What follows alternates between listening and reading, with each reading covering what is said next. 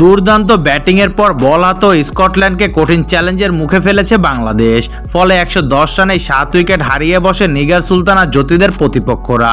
সেই বিপর্যয় সামলে স্কটল্যান্ডের মেয়েরা ওয়ানডে ক্রিকেট ইতিহাসে 8ম উইকেটের রেকর্ড 115 রানে জুটি গড়ে।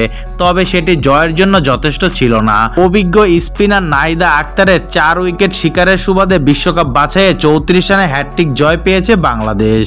লাহোর ন্যাশনাল ক্রিকেট স্টেডিয়ামে টসে জিতে আগে ব্যাট করতে নামে টাইগ্রেসরা।